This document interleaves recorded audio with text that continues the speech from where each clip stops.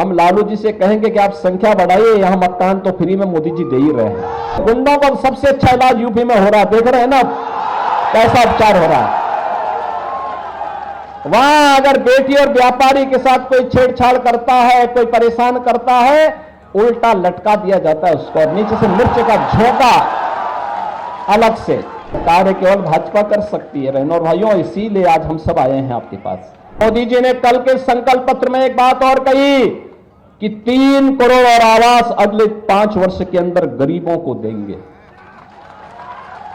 इसका सर्वाधिक लाभ तो यूपी और बिहार को ही लेना है। तो सुविधा उत्तर प्रदेश वासियों को मिले, वही सुविधा हमारे बिहार के बहनों और भाइयों को उपलब्ध करवाना।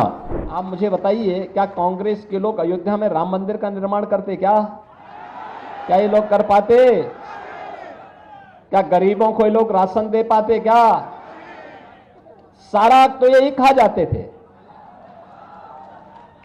आरजेडी के समय में बिहार के सामने पहचान का संकट खड़ा हो गया था ना, और वही गुंडा राज फिर से इन्होंने लागू करने का प्रयास किया। देखो, गुंडों का सबसे अच्छा इलाज यूपी में हो रहा है, देख रहे हैं ना कैसा उपचार हो रहा है।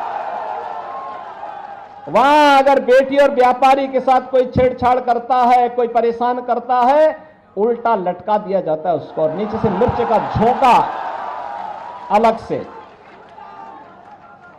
और उसमें भी वे लोग गले में तख्ती लटका के चलते हैं कि साहब एक बार जान बकस दो, बस आगे से कोई गलती नहीं होगी।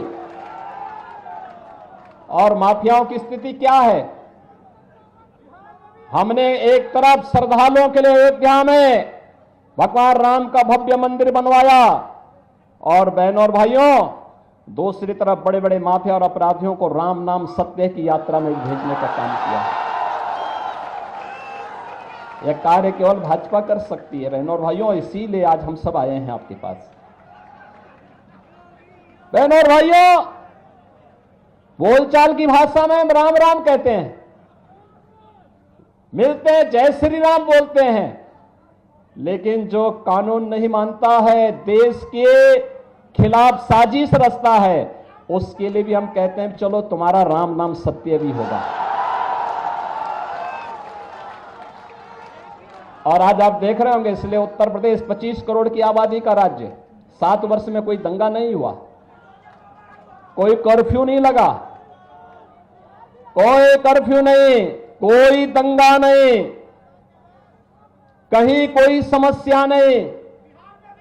और बहनों और भाइयों, आज वही आश्वासन देने के लिए आए हैं, यह काम केवल बीजेपी और एनडीए ही करेगा, और इसी के लिए मोदी जी तीसरा कार्यकाल मांगने के लिए आपके पास इस लोकसभा चुनाव में आए हैं। क्योंकि मोदी जी के तीसरे कार्यकाल का मतलब विकसित भारत की संकल्पना को आगे बढ़ाना। 10 करोड़ गरीबों को उज्ज्वला योजना का फ्री में सिलेंडर, और 4 करोड़ लोगों को सिर ढकने के लिए एक एक पक्का मकान प्रधानमंत्री आवास योजना में। बहनों और भाइयों, हम लालू जी से कहेंगे कि आप संख्या बढ़ाइए, यहां मकान तो फ्री में मोदी जी दे ही रहे हैं।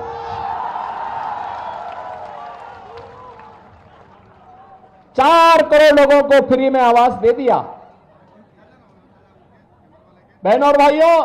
और मोदी जी ने कल के संकल्प पत्र में एक बात और कही कि 3 करोड़ और आवास अगले 5 वर्ष के अंदर गरीबों को देंगे। इसका सर्वाधिक लाभ तो यूपी और बिहार को ही लेना है। बहनों और भाइयों, 2.5 करोड़ घरों में बिजली का उजियारा कर दिया, घर घर बिजली पहुंचा दी, फ्री में कनेक्शन गरीबों को मिल रहे हैं। मुझे याद है कोरोना कालखंड के दौरान जब बिहार के लोग अन्य राज्यों में कार्य करते हुए निकल रहे थे, तो हम लोगों ने कहा कि भाई देखो, भेदभाव मत करना बिहार के लोगों से, क्योंकि माता सीता के मायके से जुड़े हुए लोग हैं, और इसलिए उनके साथ भेदभाव मत करना। जो सुविधा उत्तर प्रदेश वासियों को मिले, वही सुविधा हमारे बिहार के बहनों और भाइयों को उपलब्ध करवाना। उनके रहने की व्यवस्था, उनके राशन की व्यवस्था, उनके क्वारंटीन की व्यवस्था, उनके उपचार की व्यवस्था, और आपने देखा होगा उत्तर प्रदेश में भी जो सुविधा मिली थी उस समय लोगों ने सराहा था कि वाह, हमें अब लगता है कि ये यूपी और बिहार का मेल किस रूप में है। बहनों और भाइयों,